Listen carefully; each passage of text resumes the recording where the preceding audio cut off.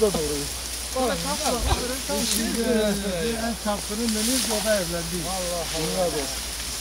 Allah Allah.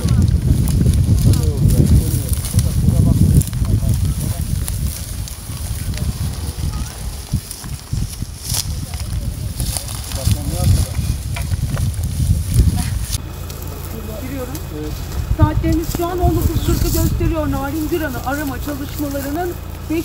günündeyiz. Arkamda görmüş olduğumuz alanda Diyarbakır İl Jandarma Komutanlığı'na bağlı jandarmasında bulunan samanlık bölgede arama çalışması gerçekleştiriyorlar. Hem samanların arasını hem de patika yol.